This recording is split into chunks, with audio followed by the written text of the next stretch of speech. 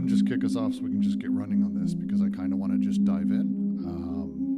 Hello, and thank all of you for joining us today at the Deleuze and Guattari Quarantine Collective's ongoing reading of Anti-Oedipus. Today we move into 3.11, Oedipus at Last. Jack, if you would do one more ping for everyone just so they know to get their asses in here. That would be great. So everyone knows we're starting. Hopefully they'll start diving in. The last, I don't know, month, 2 months, 6 years, however long it's been since we started 3.7, 3.8, when we start moving into the capitalist representation and the nature of those things. We've been sort of heading back to trying to talk through how representation operates and ultimately how we come back to Oedipus, how Oedipus affects us today, how these things and representations play within the capitalist socius. It has felt like a year, Rimka. It's a journey to get through the last few sections because, as I said many times, this is where we start to see all of the ingredients that they've basically put forward in the first handful of chapters. They start growing things, and we're now at the place where everything is starting to intertwine and the complexity is really there. So it's important we take the time to annoy people and to answer those questions and to spend the time thinking, because as we are going to see even in this first paragraph of this next one, it is a journey. So I'll just go ahead and dive right in. And thanks again for all of you for joining. In the territorial or even the despotic machine, social economic reproduction is never independent of human reproduction, of the social form of this reproduction. The family is therefore an open praxis, a strategy that is coextensive with the social field. The relations of filiation and alliance are determinate, or rather, determined as dominant. As a matter of fact, what is marked or inscribed on the socius directly is the producers or non-producers according to the standing of their family or their standing inside the family. The reproduction process is not directly economic, but passes by way of the non-economic factors of kinship.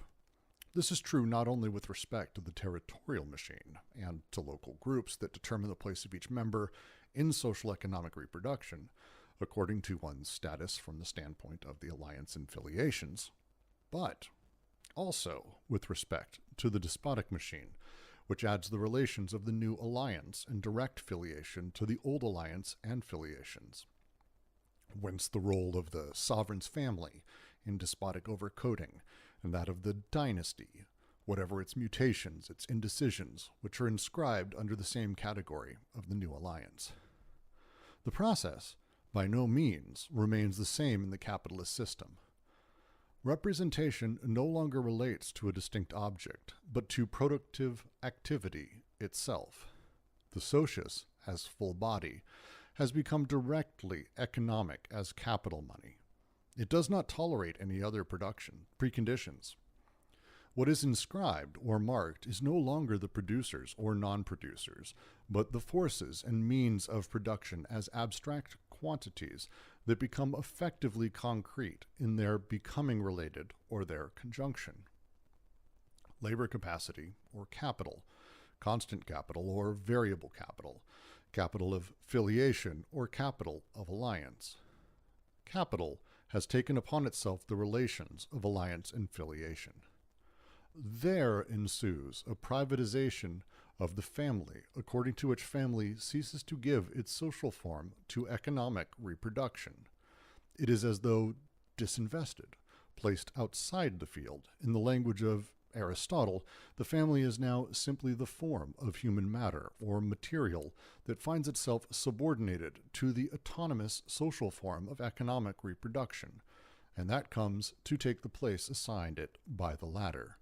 That is to say, that the elements of production and anti-production are not reproduced in the same way as humans themselves, but find in them a simple material that the form of economic reproduction pre-organizes in a mode that is entirely distinct from the form this material has as human reproduction. Precisely because it is privatized, placed outside the field, the form of the material or the form of human reproduction begets people whom one can readily assume to be all equal in relation to one another.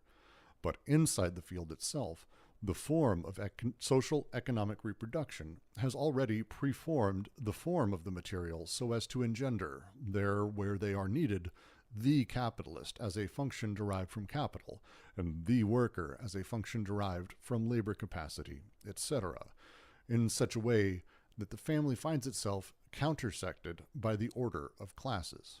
In this sense, indeed, segregation is the only origin of equality.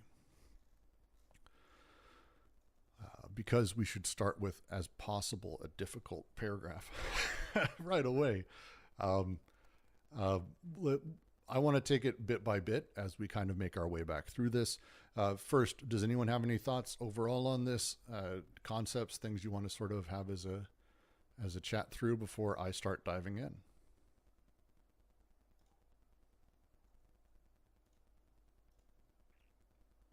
I have started streaming it as well for those of you who may not be able to have two things open at once or want to read along with me.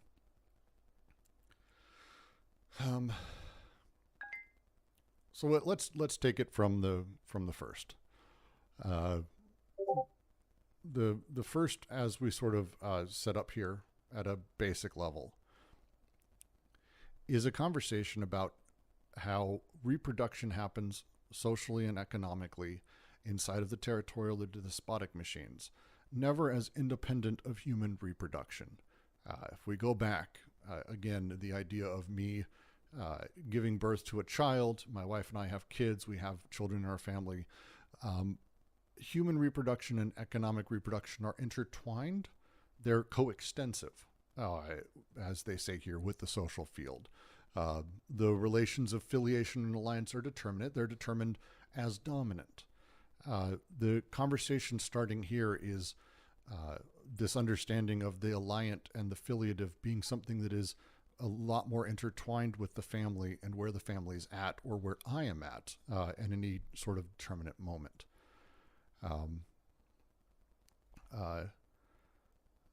Rimko wants to know about anti-production. Let's save that for when we get there, because that's going to be like 6 hours. So buckle in. That's going to be fun. No, you're spot on. Because we're talking early on. The thing that matters here is this line. What is marked or inscribed on the socius directly is the producers or non-producers according to the standing of their family or the standing inside the family. Where your family is at is according to the kinship that you have, according to the family that you're born into. It's very tightly wound into it, a caste system of sorts that's determinate of that. These things are determined as dominant. They are the basis, and they are again intertwined with the sort of economic-ish systems that sort of sit there, but they pass by way of the non-economic factors of kinship. This reality, again, the way that families operate in the first socius or the second, the territorial or the despotic machine, they have children in order to continue to reproduce, to make new to make new alliances. Their filiative line is basically tied in. I'm going to be able to have a son. He can be a hunter. I have a daughter. She can be a wife, and I can do, like, these things are sort of born innately to who my family is and how they're set up, where our alliances are. These things are, this tapestry is woven pre me being born and is sort of part of that entire setup. The line as it sort of continues here is as we start moving through the setups and we move through to the despotic. We still have this new alliance with the monarch or the despot who's in charge. This still applies. My alliant and my direct filiation to these old and to the new. These are the things that, again, determine my power, my status within all of these things. As we move to capitalist system, representation no longer is about this distinct objective element of the family or the group or the earth in the first, or the despot in the second. But now we have this entire full body of capital that now is representation. And as such, everything has been fully removed from the family. The family is no longer intertwined with economic systems in the same way that it was, not nearly as much. The phrasing that they have here, the socius as full body has become directly economic as capital money. It does not tolerate other preconditions. The only thing the socius cares about now is cash. Like it is capital money. It doesn't give a shit about caste. It literally doesn't. It just is going and going and going. It doesn't give a fuck about producers or non-producers. But instead, what matters is abstract quantities that become concrete in their becoming, related to their conjunction, to go back to the previous sections. And the thing that matters is it labor capacity or capital? Is it constant capital or variable? Is it capital affiliation or alliance? This is all the socius cares about at this point. Capital itself owns the alliant and the affiliative. It's been removed from my existence and my experience and my sort of setup. Misha asks, there's still a relation of infinite debt. Oh, they'll get to that. But it's not in the same way of infinite debt that the despot would have, for example, where I have an infinite debt to the despot because of my alliant or affiliative relations with that. I don't have a relationship with capital. Like, it's not like the capital's not like my dad or my mom or in my line or the neighboring village or the neighboring kingdom or sister or whatever. The relationship's not the same. It's removed, and now capital owns that entirely. There is infinite debt still, but now all of that exists within capital. We'll get to that, I think, very specifically, Misha. But that's my understanding of it. Jack, anyone want to jump in?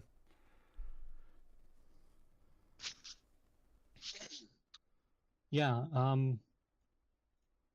Yeah. So your point, something's changed, right? When we move from the former two socii to the third one, right? There's a huge transition. And I do think you've pretty much got it, right? That the change is on one hand the familial, but it's in the system of recording and the way that that works, right? And what constitutes a family in a sense is changing too. Because when I think about the first socius, I mean the family it's more open, isn't it, right? The uncle, the aunt, those are things that are caught up in representation, but also that second synthesis. In the same way, the despotic is still concerned with that, but now with the sort of the caveat that it's all passing through the medium of, I mean, I like their word dynasty, right? That there is a family, but it's a family in connection with something sort of sovereign, right? That the familial and the despotic is not necessarily this earthly thing like in the primitive, but is instead part of an empire, part of a democracy, part of some sovereignty that determines the familial, right? That's both determined and determining. But in the third one, I like the way you're getting at it in terms of that quote you read, right? That now affiliation and alliance are being configured through things like labor, or I like the way they say it, like fixed and variable cost, right? That capital is now acting in a sense as a medium here, right? But in doing so, I almost read like we're losing the referent, right? The objects in the world are no longer at the states here, which is if you go to signification, right?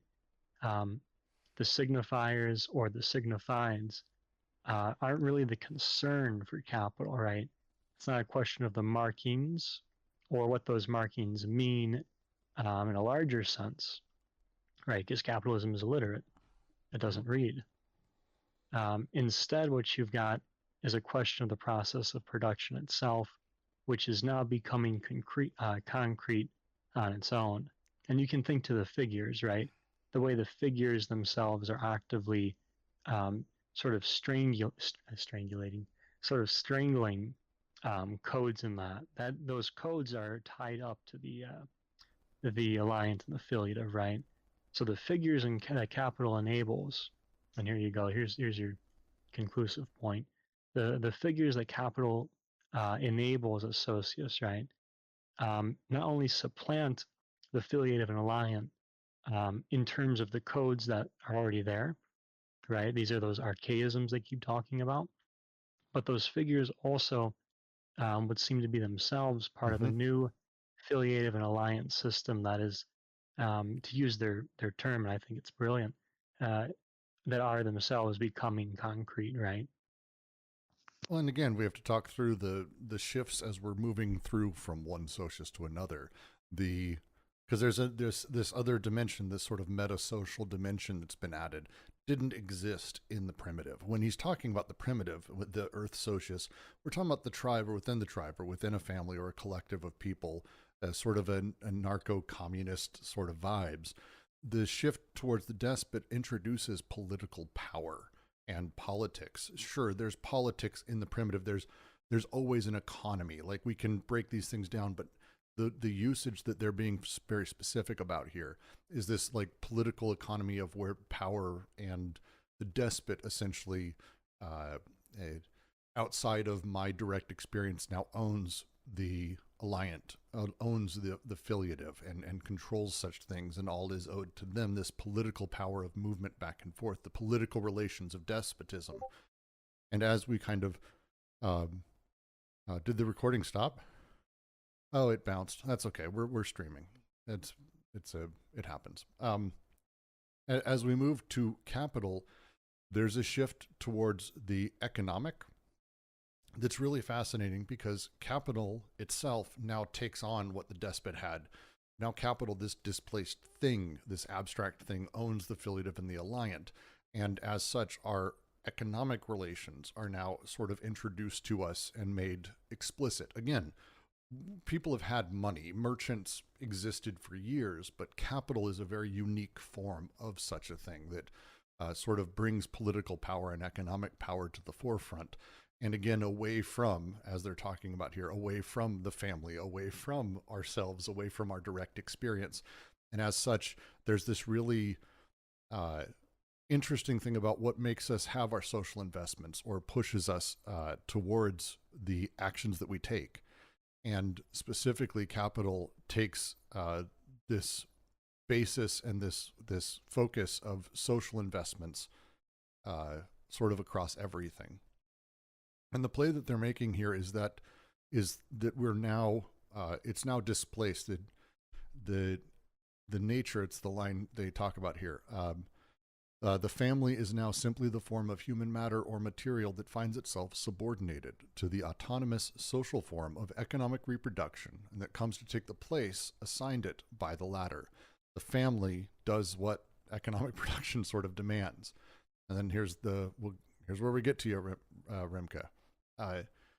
Elements of production and anti-production are not reproduced in the same way as humans themselves, but find in them a simple material that the form of economic reproduction pre-organizes in a mode that is entirely distinct from this form this material has as human reproduction. There's a lot said inside of that sentence. Oh my God, there's so much that's said right there. Let's break it down, because I don't think I'm able to form full thoughts about the entire thing. The elements of production and anti-production are not reproduced in the same way as humans themselves. Again, when we talk about the primitive, humans are made. I reproduce. I have a kid. I have a daughter on the way. That's how I used to reproduce. Like, that's how my filiative line would be reproduced. That's how, like, literal production was me making family. I made little humans. And then human reproduction is production. That shift over time, that didn't really change in the despotic very much. A significant thing I did was continue to have children and families for the monarch, for the god, whatever it may be. As I moved to kind of that next step where it's capital, now it is privatized. Now my reason is outside of the social field. Now the form of human reproduction, now reproduction moves. It's in a different space. To say another way, capital now begets capital. Capital reproduces. Capital is the filiative. We'll get to that. The comment here about production and anti-production that we've had for years. Anti-production is one of those things that's very difficult to sort of talk through because everyone has their own take on it. Jack, do you want to give a shot to give a good example or two? Oh, I mean, I would wait till you get to the death drive sections because that'll give you more material to work with. Because right here they're just pointing at it, right? What they're really driving at is the whole Hishmelvian Yom Slevian. uh, that too. That whole ontology of linguistics, right? As it pertains to what as it pertains to the second synthesis.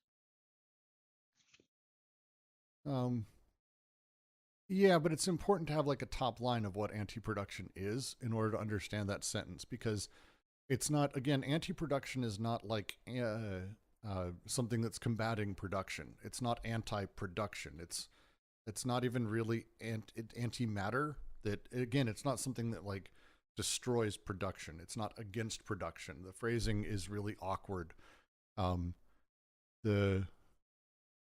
It's really a tough one. Give me 2 seconds to find a good source and a good quote to explain it, because I can't do it off the top of my head. While you're doing that, then I'll pick up on that passage. Please. So, kind of what I'm reading into that then in terms of like the family and that, right? So I mean, what Brooks just said, I think is spot on, right? The family and the human are intimately bound up in reproduction. The first two socii, right? They go hand in hand. But there's something changing here, and this will get into the conclusion of the section, which is um, something that's not human-centric, right? The non-anthropocentric, something that can't be understood through the medium of humans is really developing here. That's because of what's happening to production and reproduction in social representation, right? In some ways, this is kind of a positive thing, but it also, there's a lot given up for this reterritorialization. But with this point about the figures and that, right? What they're kind of getting at here is that because of the becoming concrete, right? To do that kind of process, the system of the way the second synthesis is going to kind of develop and happen here, so as to eventually get at the conjunct of third synthesis that'll produce the intensities where what is produced can become concrete. You get, right, so form and material, right? You get the material of the family, and this time kind of dehumanized, right? Or at least in such a way that the familial doesn't have to be through the human, right? They give the example in the previous section of was it daddy labor, mother, was it daddy capital, mommy labor, and worker me, or something like that. But right there, right, the familial itself is in terms of money and labor. Typical economic argument, right? But with that too, that kind of materiality, you have a form being developed, right? So this is all getting at how the figures can happen in terms of expression, so as to actively, right, they exist in relation to those codes, but at the same time, they're basically disseminating and destroying them, right? Do you have your page there, Brooks, or do you want me to follow up on that? No. I think follow up, feel free. I think we will save, because the anti-production conversation I think does work best with the death drive. Really just top line, just to read just a quick passage. Anti-production represents a moment in production that occurs as a result of primal repression. For Deleuze and Guattari, anti-production appears to be autonomous, but is not. It operates alongside production, but is liable to being rerouted into the dominant productive processes and becoming recoded into the forms of representation used by this system. This definition takes the form of an internal process that can become hijacked by capitalist subjectivity and production. It's from Particulations, wonderful little blog that I've gotten my bookmarks, worth checking out. But again, what we're talking about is essentially the productive elements within the first three syntheses: the connective, the disjunctive, and the conjunctive. In that, it is the sort of productive energy, but also anti-production that is made depending on various forms of repression that sort of take place. And the death drive and repetition is a huge part of that. Hunger as an anti-production to the stomach organ. Is hunger anti-production? I'm not sure in and of itself, right? I mean, it kind of depends. If we're talking about hunger as an intensity, right? And in that sense, like not necessarily a lack per se, depending on how we want to deal with hunger. Um, it kind of depends where you want to put that in terms of production, in terms of are we talking about intensities being distributed in terms of subjectivity? Are we talking about the breast and the mouth where things are connecting and capacities are then being, in terms of disjunction, starting to function to do something in terms of hunger, right? So I don't know if hunger would necessarily be anti-production. And this is kind of where you need the whole Thanatos thing, right? You need the whole like Freudian death drive uh, to walk you into what I think they're doing with anti-production. So I guess the answer is not necessarily no. I in my wouldn't. in I my would say. I opinion. would say no. I would say no. Hunger would not be necessarily that. There's a lot of connections being made there that may even be positive. It's anti-production isn't necessarily even a negative. It's not even necessarily a bad thing.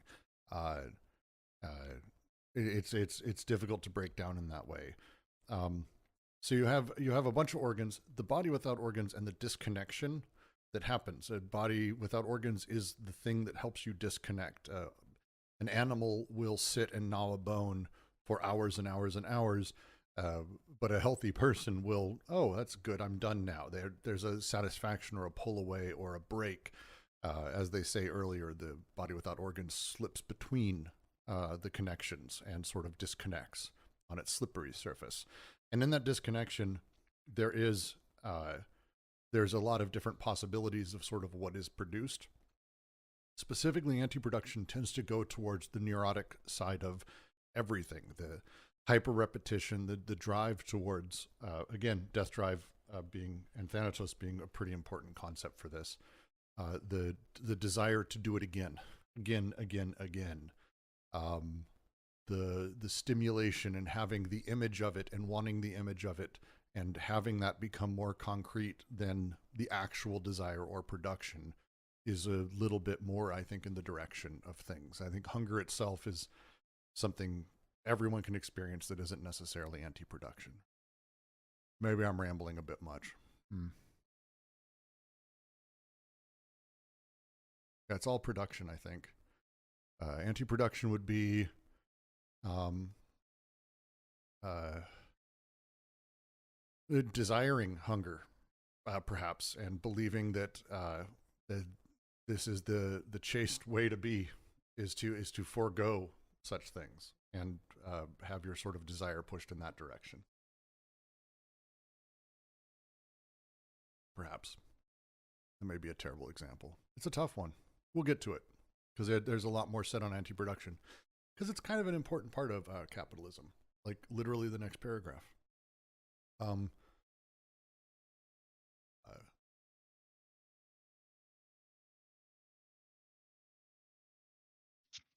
I don't have a point on anti-production, but then just to finish this into the next paragraph, right?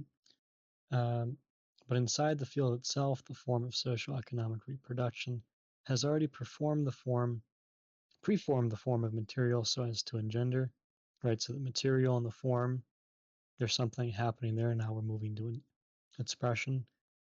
There where they are needed, the capitalist, as a function derived from capital, and the worker as a function derived from labor capacity, and so on, in such a way that the family finds itself countersected by the order of classes.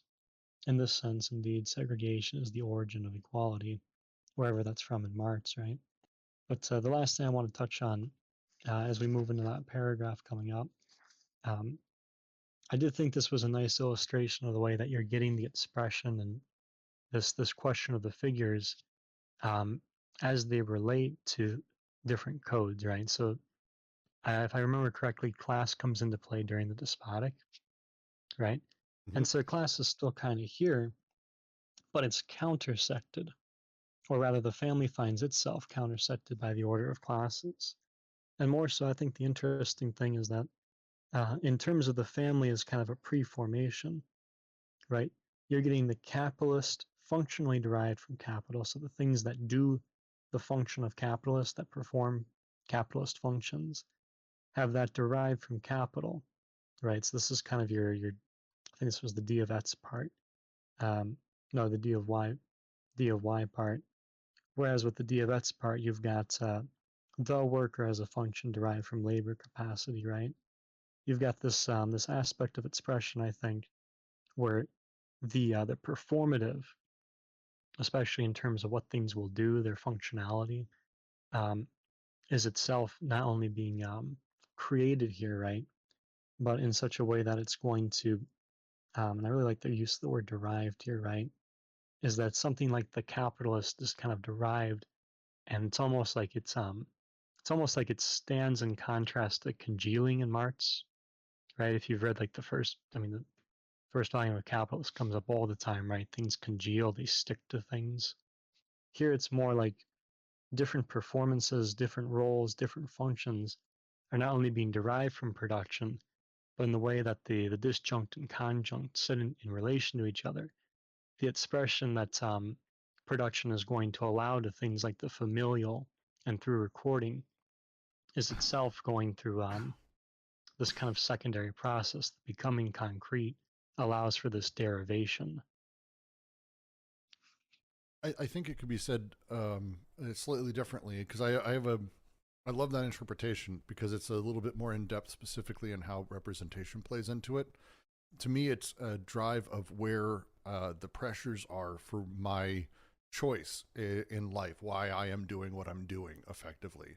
The the lines that they talk about here, I think, at this very end, the capitalist as a function derived from capital, the worker as a function derived from labor capacity in a way that the family finds it countersected.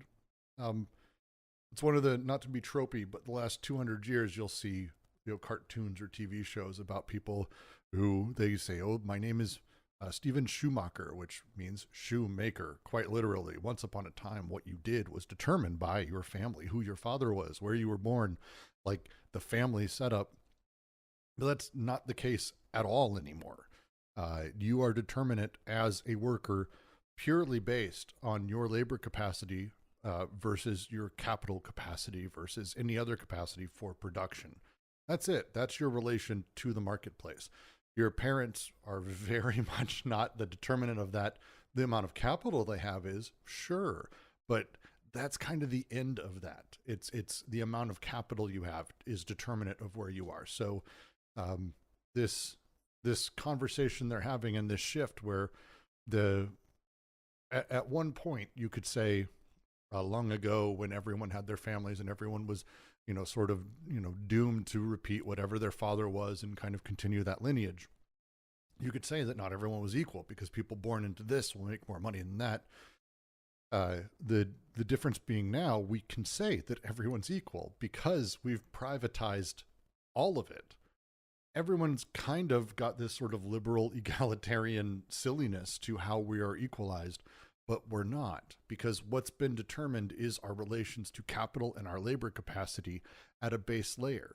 And as such, the family, which once was how I knew what I would be doing with my life or the work I would be doing or how I'd be relating to the social field, has been completely collapsed into none of this. And it's completely determinate outside of the family. The family is irrelevant, I guess would be the way to put it.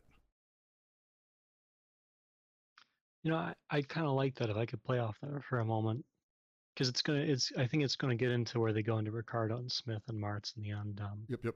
and your whole Luther thing and that. But yeah, I mean, right, the familial in terms of like your personal mother, your personal father, and that whole shtick of kinship.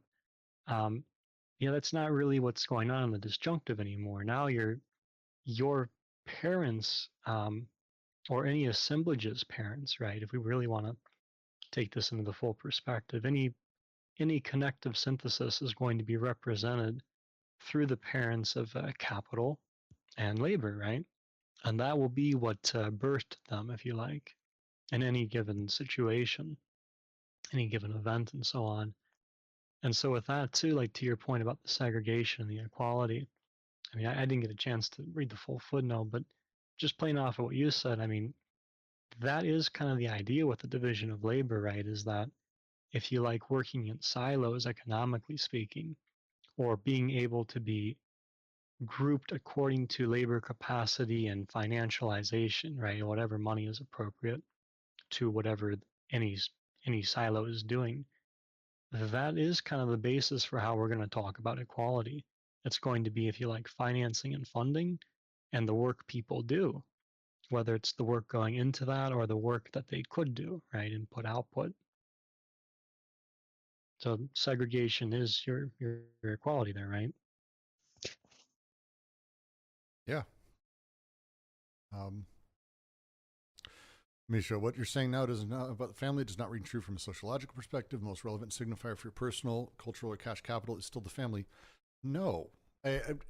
Yes and no. The family I'm born into is almost irrelevant. If everyone dies and I get all of their capital, there's some level where, yes, being Donald Trump's kid or being this specific man's kid has that. There's some prestige there, but that's the political, social realm. There's some level of that. It's completely subordinate to the economic, though. Like the reality is, if whatever family we may be born to, we're born to a labor family or we're born to a capitalist family, and our relationship to the social order is that first. Now there's other layers, like it's for sure, but how many, to say another way, how many absolutely successful families are all pure labor? Like, it's just not a thing. Like you can be born to a very, very skillful collective of poor workers who are very good workers, and no one gives a shit. Like that's not really a thing that exists. You were born to a famous capitalist family, and your relationship is dependent on that. If you burn through all of your capital, does it matter what family you're a part of? If you do that, it happens pretty regularly these days. So it's a combination, but it's definitely it's not the family in the same way as it used to be, where you were born into that and that family was determinate of your relationship to the social order. It's not the same way, I would argue. But please, Misha, if you want to jump in. If I could just preempt the Misha, just before you get into it, because I think I know where you might be taking it. Keep in mind the criticism they're going to explicitly levy in chapter 4, which is that it's okay if you haven't read this far, but that's why I'm preempting it, because I see it in your response. Basically, Deleuze and Guattari are going to say you can't access the familial through the social, or excuse me, you cannot make the familial the condition of the social, right? That is to say that it's not as though the familial pre-exists the social and the social is birthed by the familial, right? When we're talking about the social, we're going into the familial and its use as representational. I actually think, right? Jack, the next paragraph answers it pretty cleanly. Oh, well then go ahead. Yeah. We're going to talk about the family very specifically, Misha. This placing of the family outside the social field is also its greatest social fortune, for it is the condition under which the entire social field can be applied to the family.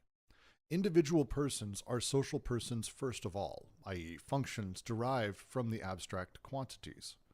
They become concrete in the becoming related or the axiomatic of these quantities in their conjunction. They are nothing more nor less than configurations or images produced by the point signs, the break flows, the pure figures of capitalism.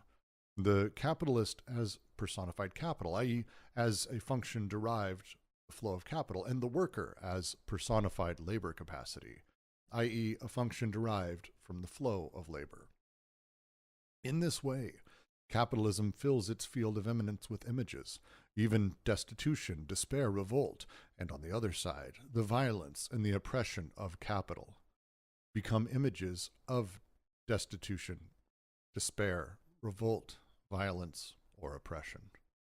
But starting from non-figurative figures or from the breaks flows that produce them, these images will themselves be capable of figuring and reproducing only by shaping a human material whose specific form of reproduction falls outside the social field that nonetheless determines this form. Private persons are therefore images of the second order, images of images, that is, simulacra, that are thus endowed with an aptitude for representing the first order images of social persons. These private persons are formally delimited in the locus of the restricted family as father, mother, child. But instead of being a strategy that, through the action of alliances and filiations, opens onto the entire social field, is coextensive with it, and countersects its coordinates, it would appear that family is now merely a simple tactic around which the social field recloses, to which it applies its autonomous requirements of reproduction, and that it counteracts with all its dimensions. The alliances and filiations no longer pass through people, but through money. So the family becomes a microcosm, suited to expressing what it no longer dominates. In a certain sense, the situation has not changed, for what is invested through the family is still the economic, political, and cultural social field, its breaks and flows. Private persons are an illusion, images of images or derivatives of derivatives. But in another sense, everything has changed, because the family, instead of constituting and developing the dominant factors of social reproduction, is content to apply and envelop these factors in its own mode of reproduction. Father, mother, and child thus become the simulacrum of the images of capital, Mr. Capital and Madam Earth, the child, the worker.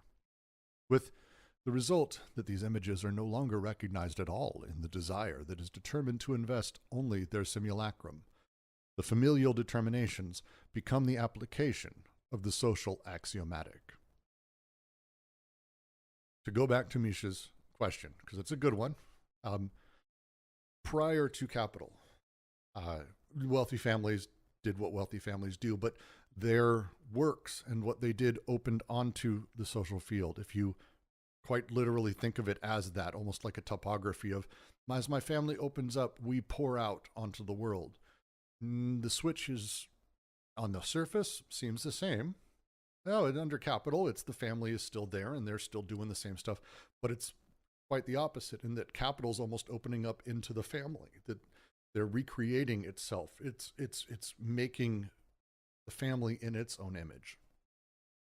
Granted, yes, your best determinant of whether or not you're going to be rich in this world is, what's the joke? How do you make $1 billion? Start with $1 billion. Like, yes, this is still the case, that this is the case. Rich families beget rich kids. But the reason for these things and what causes us to be what we are has shifted. Again, we've got to think about how, and it's difficult for us because we're talking about a completely different social and personal organization of our desires. But when we were imminent to familial or the filiative and the alliant setup in kind of everything, actually, when what I did was determinate by the social field directly, I was part of it. I was dealing with it and having to deal with it. I was having it recorded directly into my skin. I was oppressed directly by the king, being ordered to do very specific things as a subject of the king. These are direct realities. Everyone, even rich kids, they all grow up not being connected to the social order in the same way. Instead, the families reproduce the social order in their home. Generally speaking, the strong father, the weak mother, and the child who's fitting into one of those categories as a secondary sort of reproduction. They do what they do because this is capital reproducing itself within the family. That's a switch. On the surface, these images of images, the simulacra appears the same, but how desire is produced, how my subjectivity is produced, is drastically different from the bottom up. Does that make sense, Misha?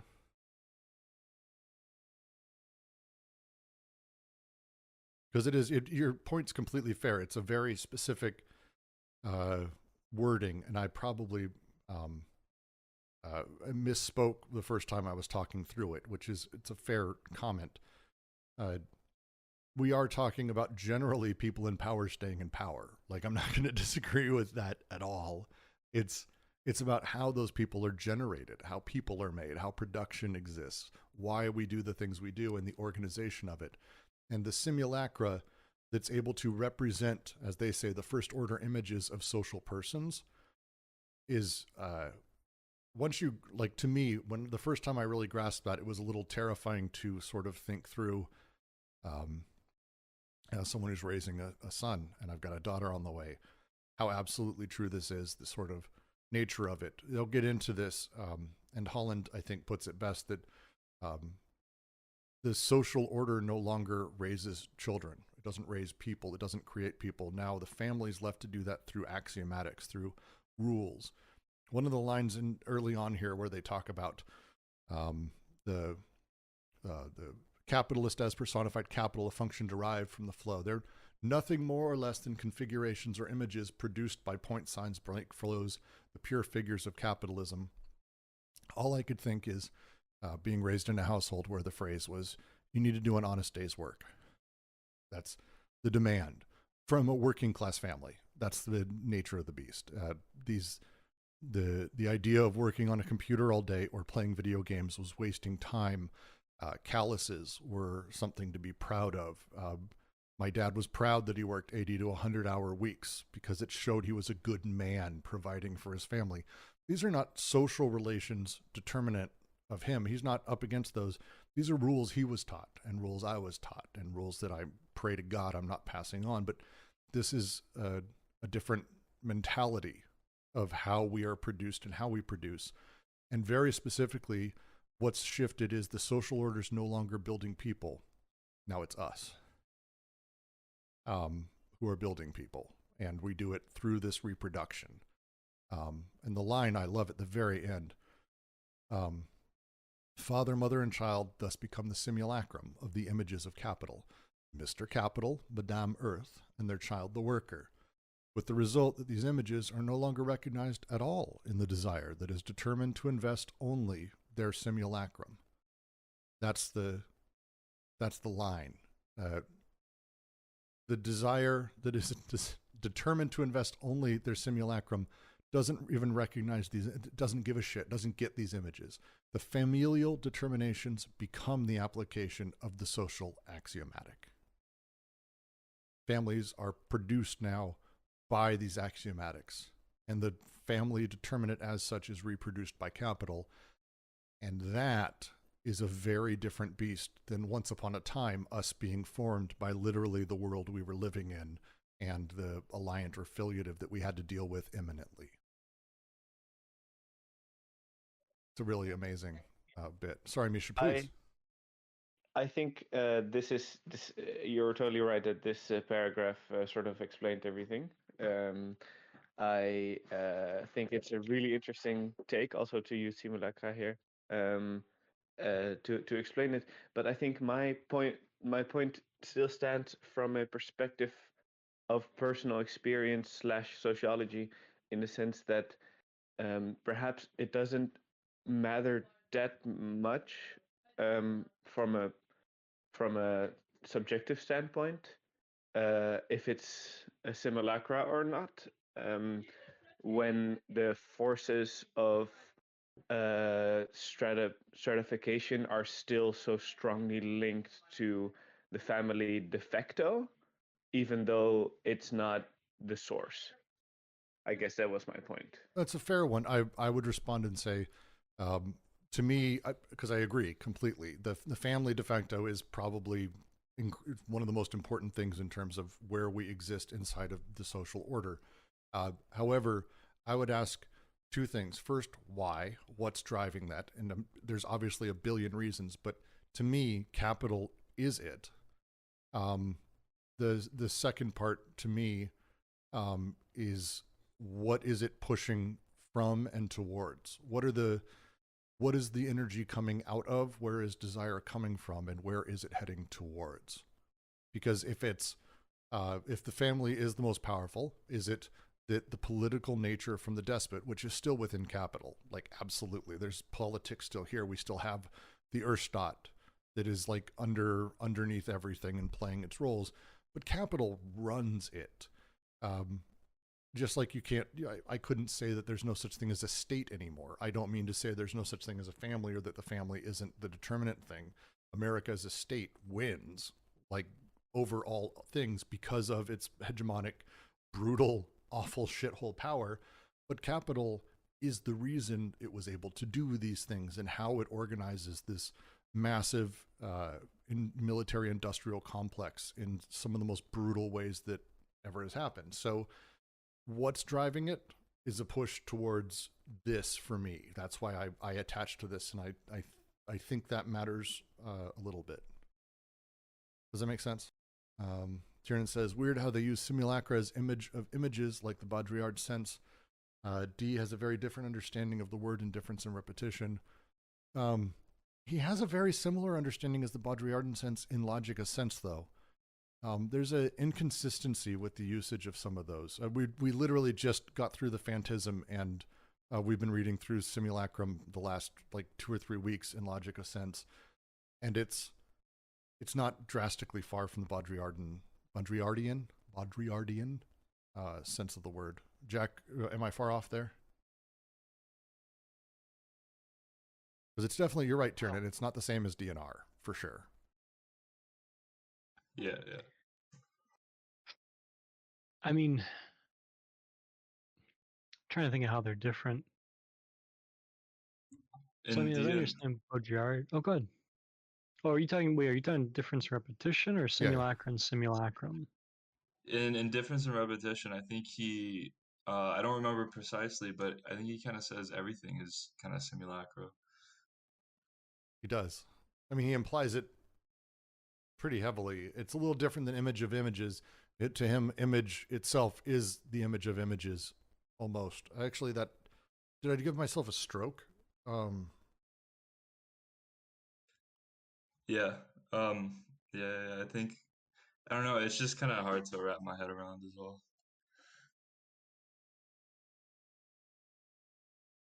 Like, it makes sense on the face of it, right? But since I'm trying to read both these things at the same time, it's like I'm kind of having that conflict. Simulacra, he defines as those systems in which different relates to different by means of difference itself. There is no prior identity, no internal resemblance, which does pull away from the Baudrillardian. I don't know, whatever. Plato and Simulacrum we're reading, I think, in like 2 weeks, if you want to join us, Tiernan, because like it's his longest one and he really does go deep into Simulacrum there. And I'd love to have you involved in that one. Sure, yeah, sounds good. Any questions, notes on this paragraph before we continue on? Misha says, it's just the most obvious signifier to me. Humanity, family, Misha?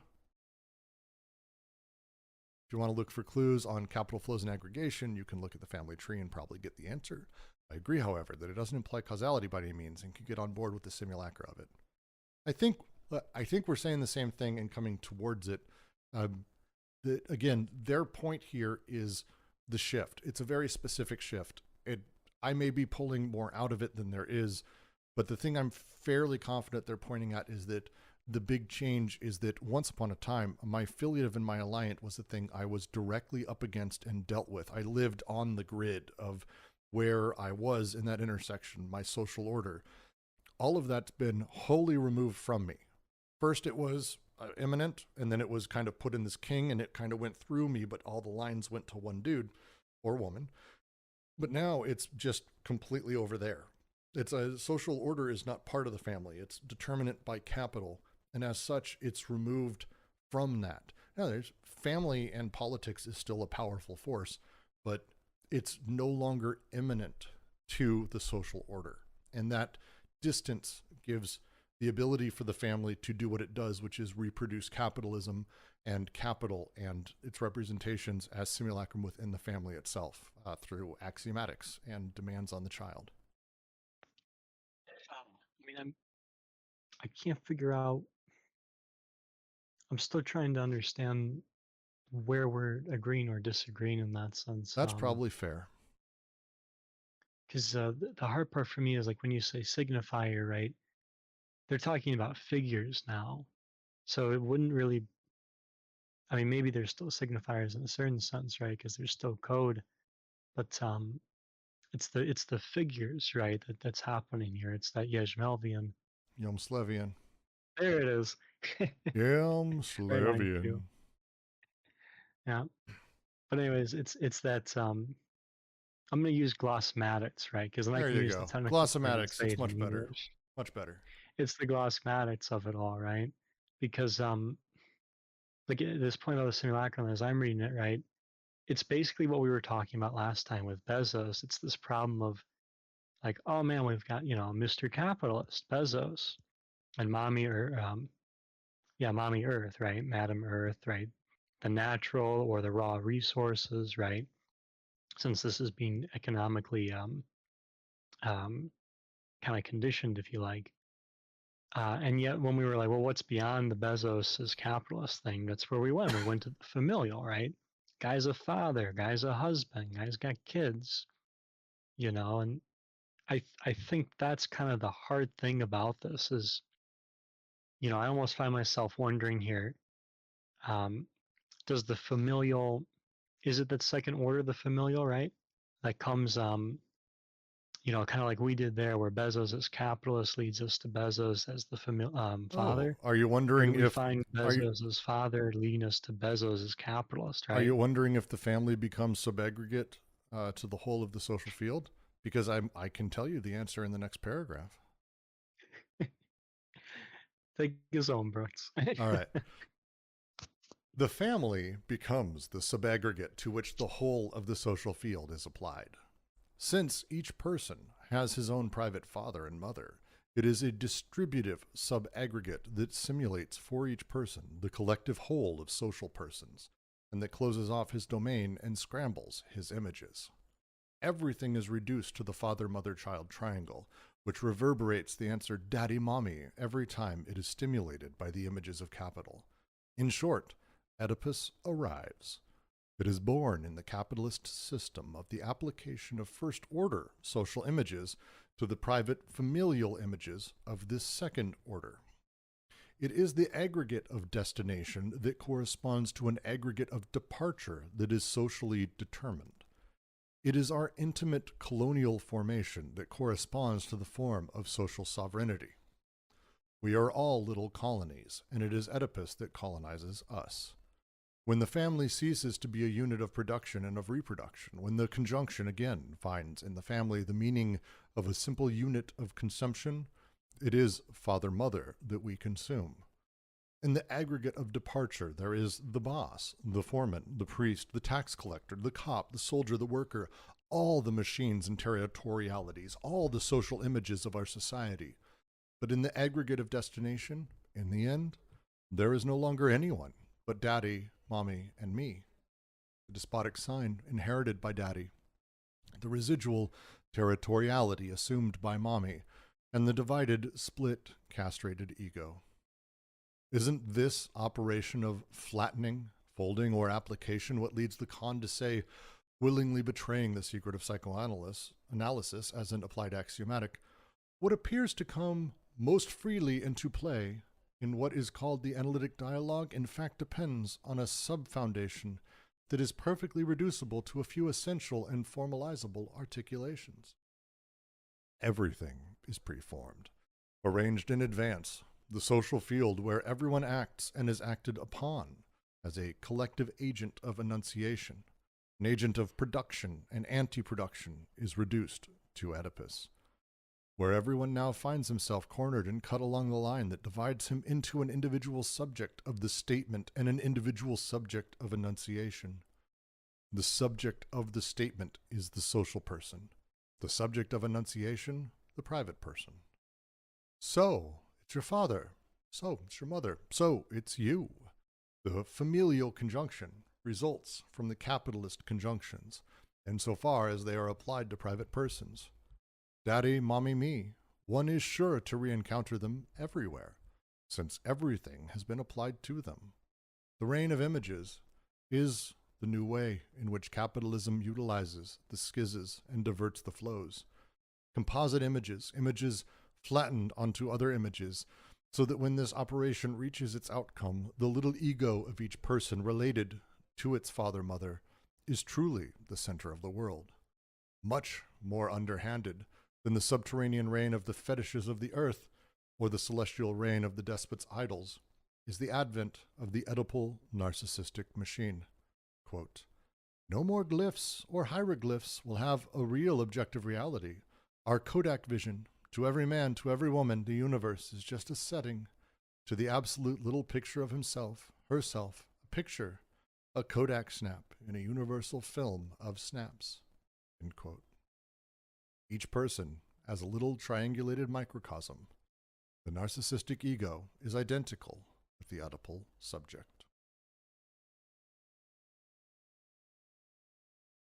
That's a fucking good paragraph. If I can say that, I'm just going to say that. That's a fucking good paragraph. It's a long one, though. As we're talking about, again, the affiliative and alliant moving beyond us and being placed outside of into the social sphere is no longer part of us and sort of tied into the way the family operates, the way my son is learning how to relate to the world or how to relate to the social world is by relating to the only people he has, me and my wife. That's it. He's building relations with us, not with the social world, not with everyone who's around. He's not engaging with a whole tribe of tons of people, aunts and uncles. Most of us are deeply atomized from our families anyway. So, anyone here raised by a big family? Not really modern thing to do, especially in America. And so my son has his daddy, he has his mommy. And as such, as he goes, everything needs to relate to this small triangulation that he's been put into. And everything becomes mommy's job or daddy's job and relates to them. Mommy did this, daddy did that, I did this. And Oedipus colonizes through that process his little mind. That's depressing as shit. I just depressed myself. Why do I do this fucking reading?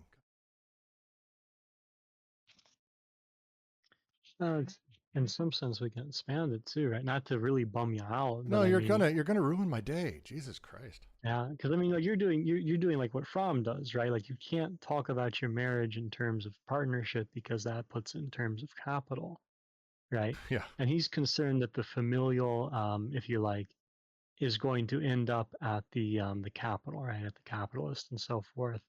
But Deleuze and Gladier are kind of saying, not only is it the inverse, but actually that's kind of worse than that, right? Because now you don't even realize that you're stuck in a representation there, right? Because you get a family, but your family is right. It's through capital, and it's the way it's being produced. Basically, it's through economics, right? The familial is going to be through the lens of economics, but then you get the way that is kind of personalized through things like daddy, mommy, me, right? So that you get something kind of human. Although I mean, the institution can be your daddy too, right? But it's that interplay of like that the institution can be your father and so on. Well, and it's a demand specifically as to my private life and my public life. And if you want to talk about something that the internet and streaming and everything in social media has just ramped up and set fire to with gasoline, it's this split between the private sphere segregated from social production, and my private life I don't share with anyone, and then a public or economic sphere that is reproduction of its own within that space. And you're talking about devastating results for especially kids growing up into it, because you're talking about deeply axiomatized flows as people are privately dealing with their own matters rather than having to deal with public. which would be, actually dealing with ourselves inside of a larger society. Ugh. Can I maybe describe an image, and you tell me if that is sort of correct? Sure. Is it a bit like how sort of there's a strategy of capital to use the Oedipal, similar to how the witches in Roald Dahl sort of perform human until they take their skin off and reveal their witchisness? Is it like a way? Is the Oedipal a way to make capital edible? I don't know if it's I don't know if it's something true underneath, right? That is to say, I don't know if it's some sort of deeper layer that's actually being kind of hidden. But I like what you're saying there if you take it in terms of just images, right? So if you do a Yeah. call and reply, right? I say something, I say, do you know the Muffin Man? And you say the reply, right? The kind of refrain there. And if you put your analogy in terms of something like that, where if you like the image of the, you said it was a witch and a human, was it? Oh yeah, but Well, I mean, it could be the lizard people or whatever. Like it's just okay, the witches sure. from Roald Dahl, which is I think in Okay. 19 when in the whatever. So it's as though every time you encounter the image of the lizard person, you find at the point of arrival the image of the witch, right? That you end up facing both in a sense, but almost in such a way that your point of departure and point of arrival are that intimately linked, right? Because that relationship is one of representation, so much so that that representation's condition is this kind of economical family, right? So every time you encounter the economical, which is part of the social here, right? The socio-economical, you encounter the familial as a not a counter image, but a complementary image, right? In the same way that a call comes with a reply, they don't necessarily echo each other; they harmonize, but at the same time, there's a difference between them that is itself kind of complementary. Yeah. Sorry. Yeah, I to me, we're talking about something slightly different. We're talking about within the family. Oedipus doesn't have a drive in the same way that it's not like a subject or it's a thought process. It's a series of parts that over time have kind of morphed. All the parts of Oedipus have kind of been there, but it took a very particular type of social formation for it to take hold as it has, and those shifting bits over time have gotten us to the point where we are now, where we're talking about how through Oedipus we now exist only with representations in the family instead of a child growing up within the social order itself.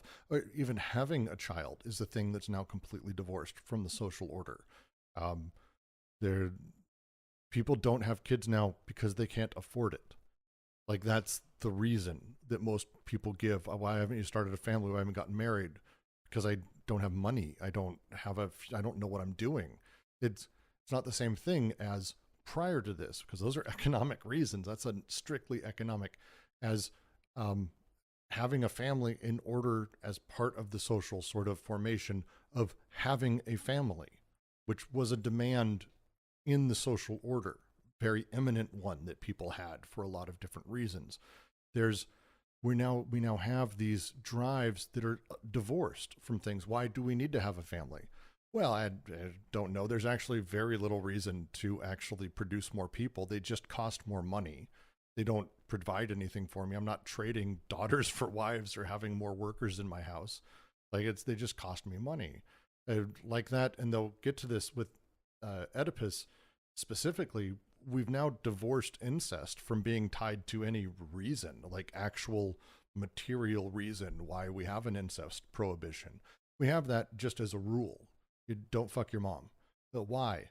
Well, it's bad. It's bad. And so now that we've moved to this sort of place of it being purely that type of repression doesn't exist in a way that isn't representationally based. How a child learns, how a person grows, is through being told what the rules of society are, and how it happens when a child's growing up, and how it happens when we're teenagers, is they'll say things like, if you want to be successful, you need to do this, or don't do that if you want blah, blah, blah. People are told all their lives, and the younger generation is one of the biggest victims of this. Work hard so you can get into the right college, and then go deeply into debt in college so you can be successful. These are the rules. Now, they're not imminent actual social realities, and they never were. These are just the rules of things and how things are organized, and we're told how to do it, these representations of it. This type of teaching that is happening in families, this is the thing they're talking about, the core Oedipalization, this shift by divorcing us from the sort of imminent experience of life, is freeing at the same time as it is sort of damning in this new way, where we have the political demands and the economic demands being organized outside of the family and pushed in. So when we talk about Oedipus, Oedipus isn't like a real thing. It's a representation and an organization and an apparatus that produces very specific things by going into stuff. But the things that it needs in order to sort of exist is privatized people, non-public, because we have our private lives. You're not going to tell me how to raise my kid. You're not going to tell me to get a vaccine, all of that stuff. You're not going to do that to my family. I'm going to raise my kid. And the more and more we move to this privatized, hyper-individualized, atomized people, which is what capital wants, because then capital can utilize its images to control us very, very nicely, the more Oedipalized we become, because everything becomes mommy, daddy, me. Everything becomes triangulated in one of three things. And to go back, the reason that sucks is not because mommy and daddy suck. It's not because Oedipus sucks. The reason that sucks is because things have more than three corners. Like the tablecloth example they have of everything being folded in, that's the problem. Capital wants to privatize. Capital wants to push us into as simplified a language as possible, because then we can relate everything back to production very nicely and to these things that can point us in a very particular direction, always, instead of just allowing us to be wherever we're at. This is the sort of critique that they're pulling off here. The family ceases to be a unit of production and of reproduction. When the conjunction again finds in the family the meaning of a simple unit of consumption, it is father and mother, we consume. Everything becomes that. In the aggregate of departure, there is the boss, the foreman, the priest, the tax collector, cop, soldier, worker, all machines and territorialities, all social images of our society. But in the aggregate of destination, in the end, there is no one but daddy, mommy, me. And this is a real thing people deal with. There's a reality to this. And it may be mommy is the soldier. Like, I don't really give a fuck. This isn't even about that. This is about me and my growing experience all the way through to becoming an adult has, in my understanding, these are the roles mommy plays and this is the role daddy plays. Two people. I have two coordinates. It doesn't even need to be mommy, daddy, but in Oedipus it is. These two coordinates and me as the origin point, that's it. It collapses everything.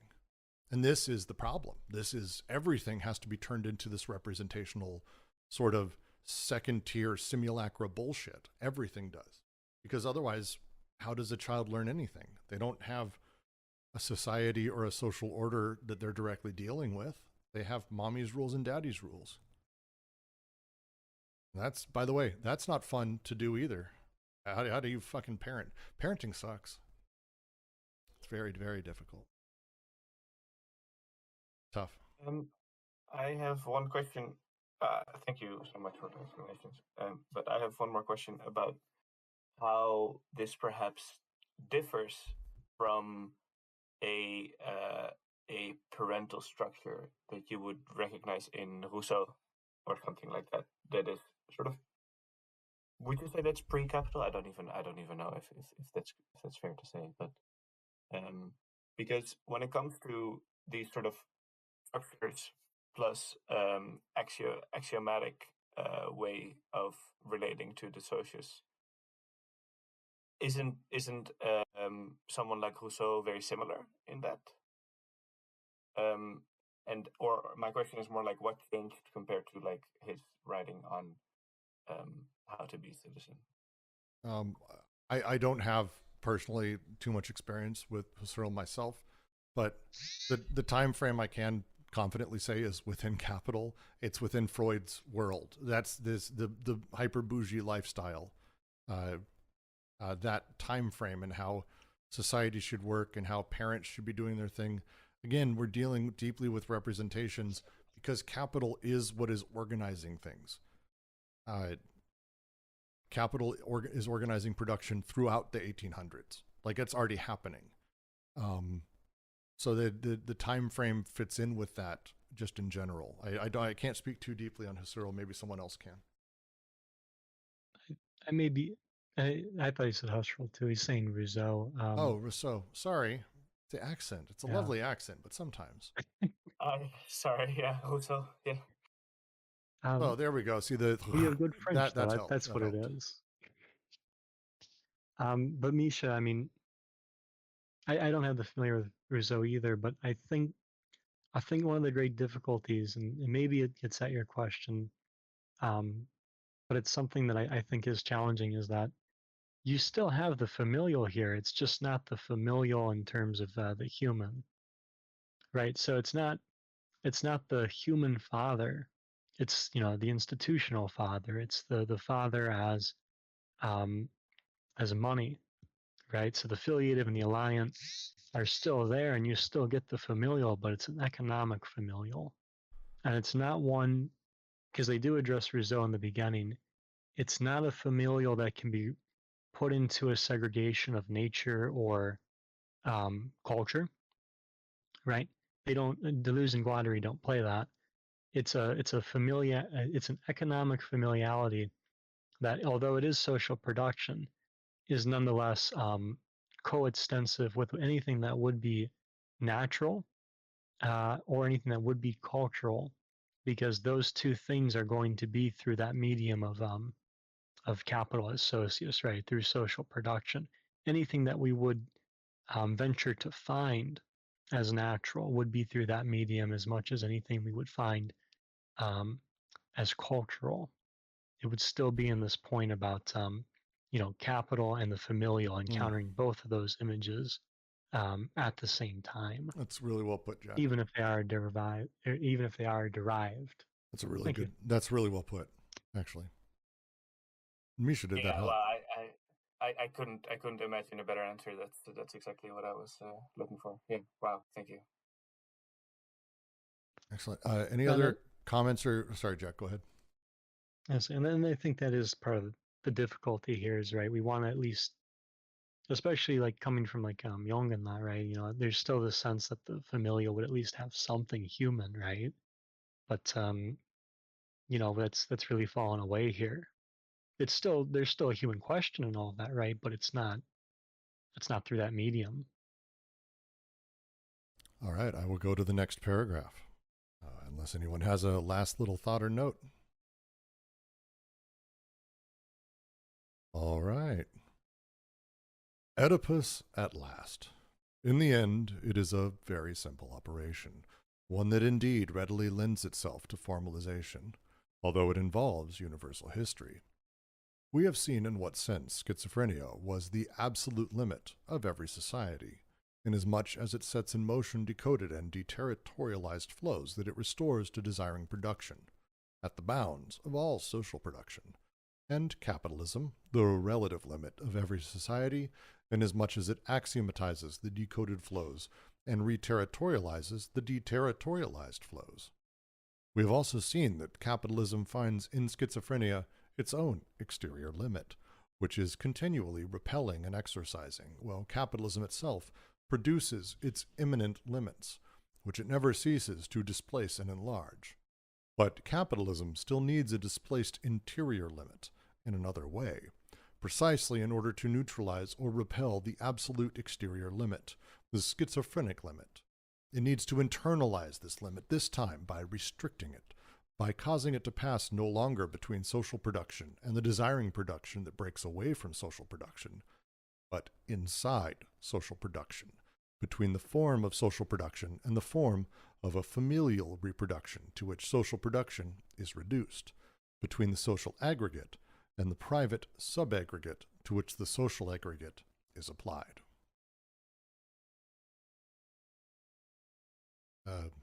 This is why we have axiomatics and the family as the center of that. It's why Oedipus exists. Capital needs us to continually limit within it, within all of this, inside of these limits.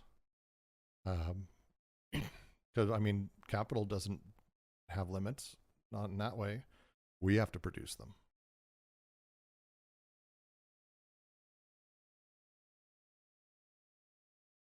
Misha says, this reminds me of an attitude of austerity. This reminds you as an attitude of austerity, or this they're talking about how capital operates as an attitude of austerity? Yeah, it just reminds me of the very capitalist attitude of austerity seen often, and it feels like that's what they're describing, right, or not? Yes, to me, it's exactly what they're describing. The idea that what happened yesterday on Twitter, Elon Musk said if someone could prove that $7 billion would end world hunger, he would immediately sell $7 billion of stock and donate it. But he didn't. Of course he fucking didn't. The nature of not spending on these things, despite it being a real choice, the way we need to have these rules about what makes a productive citizen, who are we supposed to take care of, why we have these rules, which are beaten into us from very early on and taught into us. The idea we can't have debt, the idea we can't do these things, is very much the core of austerity. And it is the displaced interior limit that capitalism helps create within us, the family, and we do it to our kids and each other, private people. We do it privately. We're terrible. I want to write a book on how to be a dad in Deleuze's spirit, like, because no one's done that, and it's just, it's tough to read this and then go like actually be a dad, because all I have is the examples that I've experienced, and I don't know other options, and there's no one writing about that except for weird hippies, and I'm not doing that shit. Well, it is a pretty sometimes bleak situation, and it may certainly be true that that's the case, right? That we have this kind of problematic, as unfortunate as it is. To provide some sense of the positive, I can reassure you it is a great day for the Deleuze and Water Quarantine Collective. Well, the line that resonates hard for me in here, it needs to internalize this limit, this time by restricting it, by causing it to pass no longer between social production and the desiring production that breaks away from social production, but inside social production, between the form of social production and the form of a familial reproduction to which social production is reduced, between the social aggregate and the private subaggregate to which social aggregate is applied. This is another, I've been saying, Misha, and we were talking a little bit earlier, this is these transitions, these bits of machine pieces that are moving around inside of all of this. It's this play towards, and here's another one, where the societal repression comes from. Where do we have these limits? How are these things setting up? And it's no longer, as they say here, no longer between social production and desiring production that breaks away from social production. Under the despotic or the primitive, that's where the limits were. It's you may desire to do these things, but we need to keep them in check within social production. I can't break that. That's not where capitalism sits. It's not anymore repressing my desire at that point. It's repressing my desire before my desire has been fucking formed. Like inside of the family, between the social aggregate and the private subaggregate to which it is applied. It's moved inwards towards the subject because of the privatization of things, instead of being this, it's why I get, to some point, the people who want a despot and want to return to that, because it feels like, oh, well, then the pressure is no longer on me directly. It's a guy asshole who's applying it to all of social production, and just underneath that, like all of us people, we're all being equally oppressed instead of each of us having our own little choke collars. I get the impetus. That's the frustration, and that's where we live now. We all have our own individual choke collars applied to us through the family instead of united as people against a larger social production or order. It's a really amazing set of lines that I attach to. I like to expand on it too. I like the line you really focused on there too. This point about kind of the in between, right? So you got the binary law as always, the emission of a flow and the break of a flow, and the schizophrenic being bound up in the reconfiguration there, right? As opposed to being kind of absorbed into the representation, right? And I'm trying to remember the. It's kind of interesting to think about that, right? Something like, right, kind of perhaps a line of flight there, but even something like what early water I think called the transversal line, right? But that line that basically is able to create a more or less a relationship between two parallel lines, right? To Oh, allow for an yes. intersection where there otherwise wouldn't be one. Yeah, he talked about the transversal line inside of specifically clinical settings. The Yes. idea that doctors exist and nurses exist. They talk amongst each other, but there's no one going between them. You don't have a transversal line. You do, because a nurse, I think he was talking about a nurse having an affair with a doctor or whatever it may be. That transversal line changes ultimately how these things sort of interact. I think there's a lot of that here. To me, this is more of a, again, to go back to the idea of through time, we have our needs as a society. That's the social order, the social production at large. We all need to be doing things to make a society function. There you go. At some point, someone does something that's not that, breaks off from it. Now, in the primitive or in the despotic, they were dealt with harshly. We'll say they were dealt with very harshly, because it was about finding the people who would break that and then straightening them the fuck out. But that's not where the line is with capital. We feel like it is because we still have the political line and we have that, but that's not the setup. Instead, we actually have the line now between the form of social reproduction and the form of familial reproduction. The line is within families. The line is within the setup. That is where the extent of our openness is allowed to be. Oh, we stamp down anyone who's getting outside of that. I'm not going to let my child. I'm thinking back to, granted, I'm old now, so it's not as much. Dads not wanting their kids to be in drama. My dad was supportive, fortunately, but it was in my area. It was seen as something that was for the homosexuals only, and the weirdos. This sort of mentality that is pushed in to the family, that keeps people aimed at very specific goals, that keeps children aimed at very specific goals. This is the line now. It's no longer as I grow and everything, and then at some point I might break away. It's like, no, we stop you much earlier than that, which is, this is just depressing me. Every fucking paragraph I read is depressing me more. Because that's the shift in the line is the big point of that paragraph, and I really love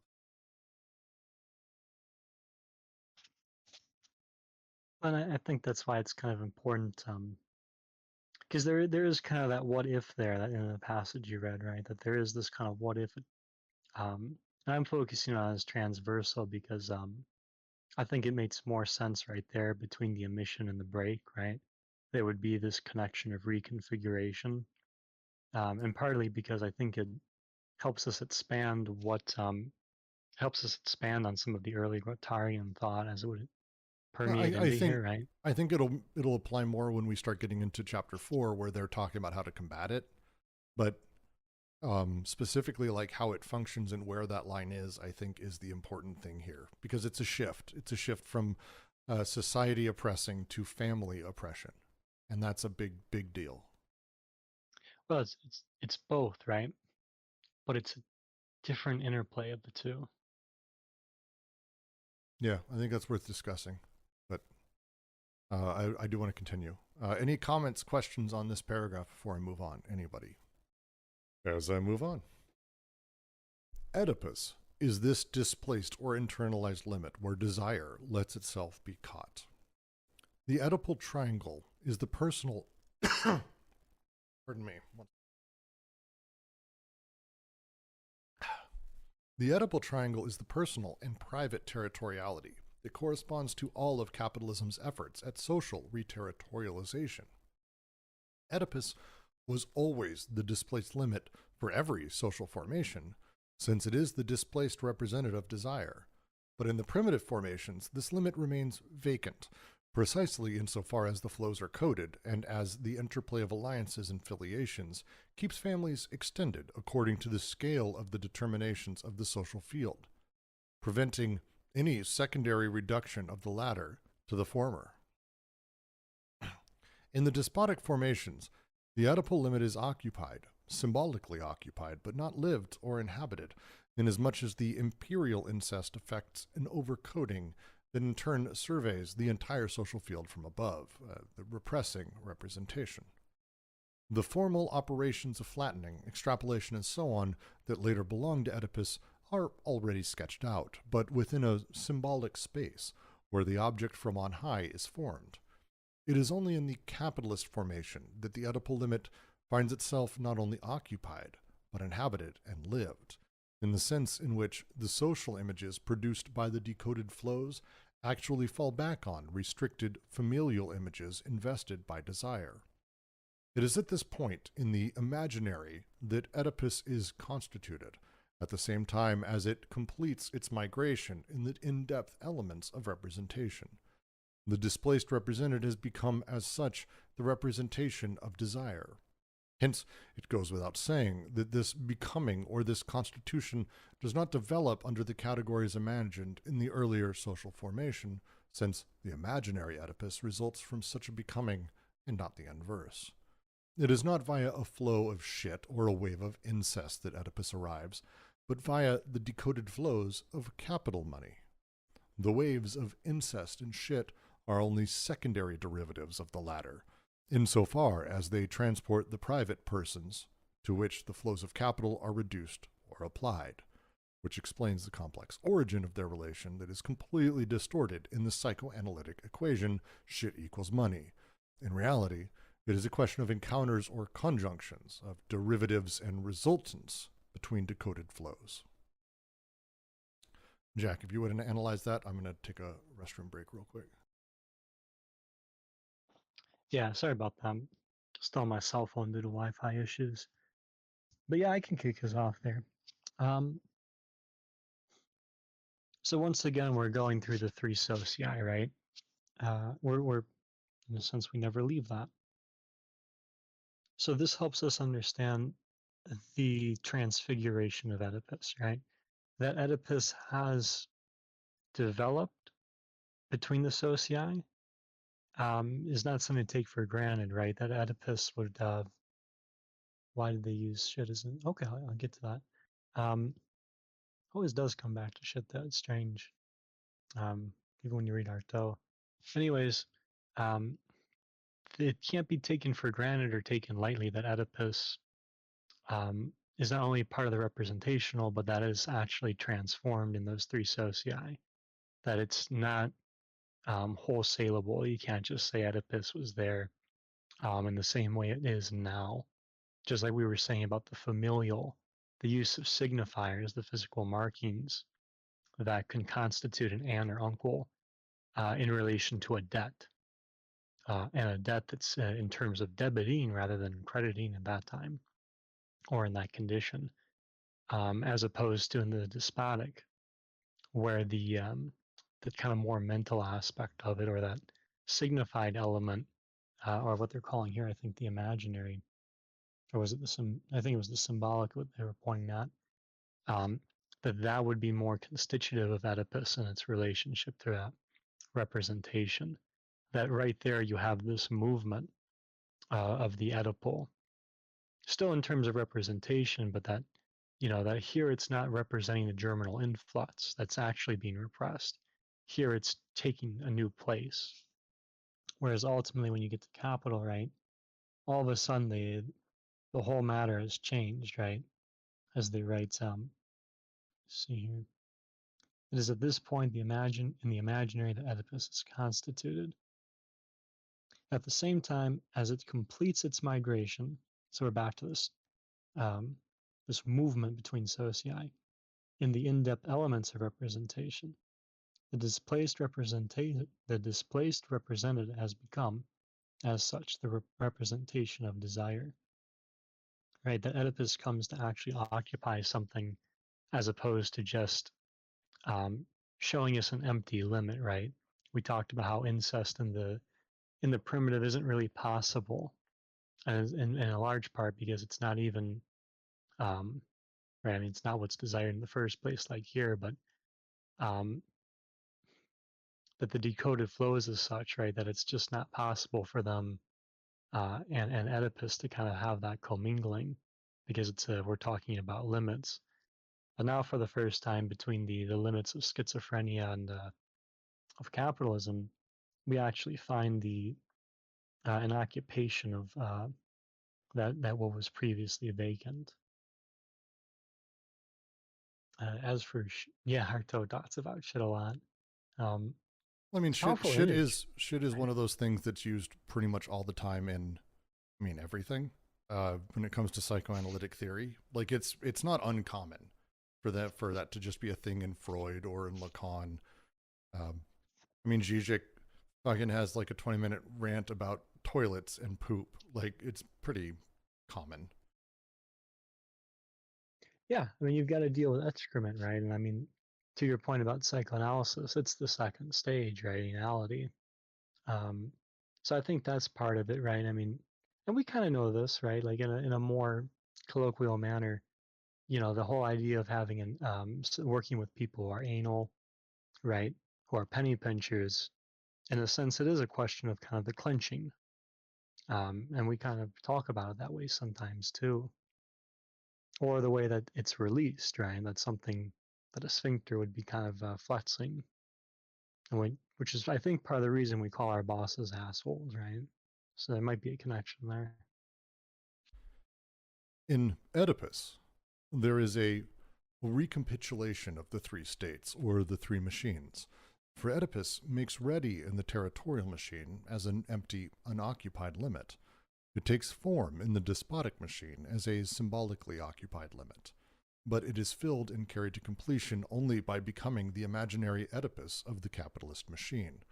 The despotic machine preserved the primitive territorialities, and the capitalist machine resuscitates the Urstadt as one of the poles of the axiomatic. It makes the despot into one of its images. And that is why Oedipus gathers up everything. Everything is found again in Oedipus, which is indeed the result of universal history, but in the singular sense in which capital is already this result. Fetishes, idols, images, and simulacra. Here we have the whole series. Territorial fetishes, despotic idols or symbols, and then everything is recapitulated in images of capitalism, which shapes and reduces them to the Oedipal simulacrum. The representative of the local group with Laius, the territoriality with Jocasta, the despot with Oedipus himself, quote, a motley painting of everything that has ever been believed, end quote. It comes as no surprise that Freud looks to Sophocles for the central image of Oedipus the despot, the myth become tragedy, in order to make the image radiate in two contrary directions, the ritual primitive direction of totem and taboo, and the private direction of modern man, the dreamer. Oedipus can be myth, a tragedy, or a dream. It always expresses the displacement of the limit. I'll offer a brief comment on that last bit in parentheses. This is kind of the humor of losing water. Sometimes their best lines are in parentheses, right? Kind of bracketed it out for you. Oedipus can be a myth, a tragedy, or a dream. It always expresses the displacement of the limit. That, I think, is really important to consider, because we've talked about this aspect of capitalism, right? We were just talking about the possibility of something transversal, or of a line of flight, right? This question of the the between the break and the flow, right? That kind of binary law.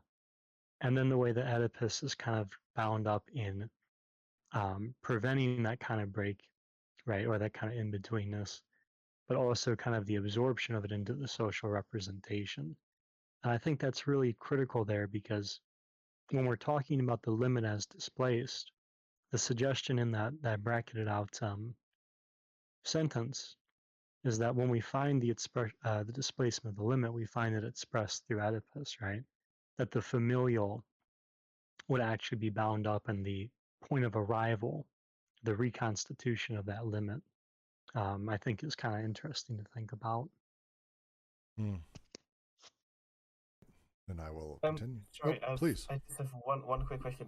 When they say displacement of the limit, do they mean a displacement from a limit that was technically endless but forcefully given a limit, or do they mean that that it actually expands the limit in the last sentence? Ooh. Reconfigures the limit, right? Reestablishes it in a new kind of context, right? So you have like these two limits, the absolute and the relative, right? Or respectively, schizophrenia and capitalism. There you go. So the title of the book. But anyways, the absolute and relative, is that also to absolute and relative deterritorialization? That's the same thing. I don't think they call it absolute and relative deterritorialization here. But do you mean like the first and second great deterritorializations? Because if so, I think the answer probably would be likely yes, because those are encounters with at least with the schizophrenic and with capital, right? Those are stages along the way. Was that a yes, we can move on? Or because that's actually a really great question, Misha, and I actually think we should spend time on it another time. It's actually a really good question, because I think Jack's right in that they don't use it the same way, but I like how you phrased it, because yeah, actually I don't have a direct answer. Yeah, I'm a bit confused, but I think it's nice to sit in this confusion for a bit, so let's move on, if you ask me. That's a good confusion, because that's one I don't think is directly addressed in any of the secondary texts. So that's at least an interesting thing. Oedipus would be nothing if the symbolic position of an object from on high in the despotic machine did not first make possible the folding and flattening operations that will constitute Oedipus in the modern social field. The triangulation's cause, whence the extreme importance, but also the indeterminate nature, the non-decidability of the argument advanced by psychoanalysis' most profound innovator, which makes the displaced limit pass between the symbolic and the imaginary, between symbolic castration and imaginary Oedipus. For castration in the order of the despotic signifier as the law of the despot or the effect of the object from on high is in reality the formal condition of the Oedipal images that will be deployed in the field of immanence, left uncovered by the withdrawal of the signifier. I reach desire when I arrive at castration. What does the desire-castration equation signify, if not, in fact, a prodigious operation that consists in replacing desire under the law of the despot, in introducing lack there at the deepest levels, and in rescuing us from Oedipus by means of a fantastic regression, a fantastic and brilliant regression. Someone had to do it. No one helped me, as Lacan says, to shake loose the yoke of Oedipus and carry it to the point of its autocritique. But it is like the story of the resistance fighters who, wanting to destroy a pylon, balanced the plastic charges so well that the pylon blew up and fell back into its hole. From the symbolic to the imaginary, from castration to Oedipus, and from the despotic age to capitalism, inversely there is the progress leading to a withdrawal of the overseeing and overcoding object from on high, which gives way to a social field of eminence, where the decoded flows produce images and level them down. Whence the two aspects of the signifier, a barred transcendent signifier taken in a maximum that distributes lack, and an immanent system of relations between minimal elements that come to fill the uncovered field, somewhat similar in traditional terms to the way one goes from the Parmenidean being to the atoms of Democritus. A transcendent object that is more and more spiritualized for a field of forces that is more and more immanent, more and more internalized. This describes the evolution of the infinite debt. Through Catholicism, then the Reformation, the extreme spiritualization of the despotic state and the extreme internalization of the capitalist field define bad conscience. The latter is not cynicism's contrary. It is, in private persons, the correlate of the cynicism of social persons.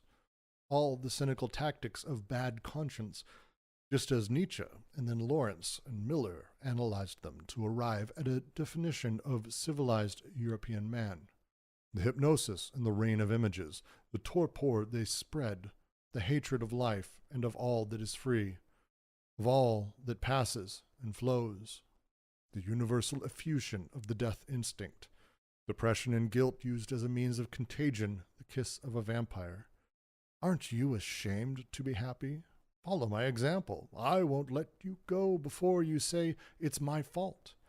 Oh, ignoble contagion of the depressives, neurosis as the only illness consisting in making others ill. The permissive structure, let me deceive, rob, slaughter, kill. But in the name of the social order, and so daddy mommy will be proud of me. The double direction given to resentment, the turning back against oneself, the projection against the other. The father is dead, it's my fault. Who killed him? It's your fault. It's the Jews, the Arabs, the Chinese, all the resources of racism and segregation, the abject desire to be loved, the whimpering at not being loved enough, at not being understood. Concurrent with the reduction of sexuality to a dirty little secret, this whole priest's psychology, there is not a single one of these tactics that does not find in Oedipus its land of milk and honey, its good provider. Nor is there a single one of these tactics that does not serve and develop in psychoanalysis, with the latter as the new avatar of the ascetic ideal. God, some of these paragraphs are so great. Also really striking me awfully. So if we want to talk real quick, Misha, let's go way back to the question about anti-production. And Rim, I think all of us were talking about this. This is anti-production, these last bits. The hatred of life and all that is free, of all that passes and flows, the universal effusion of the death instinct. That's just anti-production. Depression and guilt used as a means of contagion, the kiss of the vampire. Aren't you ashamed to be happy? Follow my example. I won't let go before you say it's my fault. These ring as you've ever been around a parent. These are things you say to kids. A child slaps you, kicks you, pinches you, scratches you, whatever it may be. Kids do lots of weird shit when they're young. Do you force them to acknowledge that they did a wrong thing or not? My wife have not taken this tactic. It's very tempting and difficult not to, just so you know. It's an instinctual sort of response in my experience. To be like, hey, I want you to know you did this thing. Do you know you did this?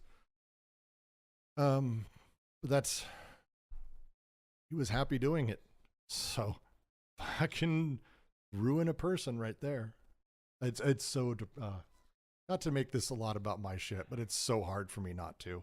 It's hard not just to see this as this stuff, but to continue real quick, the building of this, I'm having a fight on Reddit with some guy who's like really angry that I said his parents who are into Fox News were brainwashed. He's like, they're smart. They're never brainwashed. I'm like, oh, for fucking Christ.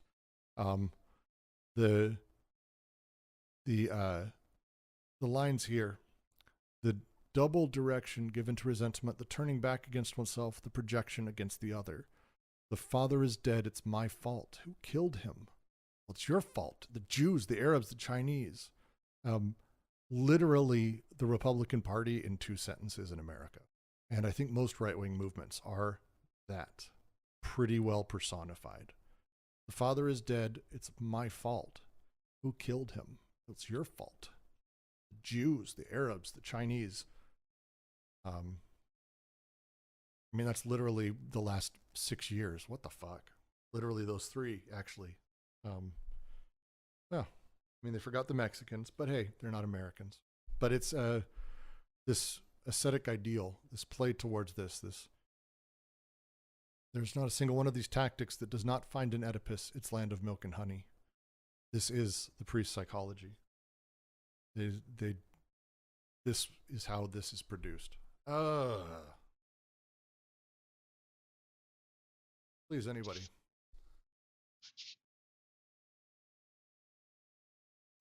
Well, I think ascetic, just real quick, ascetic is severe self-deprivation in the honor of kind of some greater meaning. The ascetic ideal of a priest, a nun off to a convent, the Buddhist monk who disappears, the ascetic ideal. That's the idea there. So a spiritual austerity, world austerity as well. The removal of desire, sort of disconnection. Please, Jack, go ahead. Yeah, I'm only going to offer just a brief remark here. But in terms of the anti-production, the death instinct, I do think it's important to note one thing, right? That these especially when they're talking about Nietzsche and the bad conscience, resentment, guilt, right? Guilt's usually the big one. And what it's doing in these societies, right? They've taken the pains to talk about how the death drive is moving into these things, right? The latency of the death drive and things like that, right? Where guilt is this kind of latent aspect of production, right? Especially at the social at the level of social production, where in the molar one finds, the guilt and it's latent. It's I shouldn't say. Well, yeah, here I could actually say it in its latent expression, but otherwise it's in the despots, it's latent signification, right? It's latent symbolism, if you like. And I do think that's important to note because, especially as things are changing, right, it does become a question of how can anti-production be part of desiring and social production, right? And I think this is part of the challenge as they're going through, like, capital as this vampire, right? This vampire is sucking dead labor and that, right?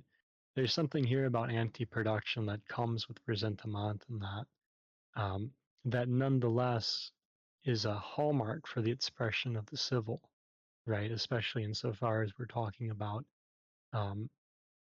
the distribution, right? The things that will be done in the unconscious at the level of social production, right, are going to come with these points about resentment and that when we represent or that when we encounter representations of the unconscious, it's going to come with things like guilt and resentment, and in a familial and economic manner, right? The guilt of the father or the guilt of the son, since they're going to like Laius and that, right? Especially since the latter comes out in the end of the play, right? That guilt, in a sense, can be kind of latent. But yeah, that's just a brief observation. We have crossed the 2-hour mark. I'm going to go ahead and make this our stopping point for the week. I'll mark this in the deck there. And we will continue next week with, once again, psychoanalysis did not invent Oedipus. Merely provides a territoriality. We'll continue there.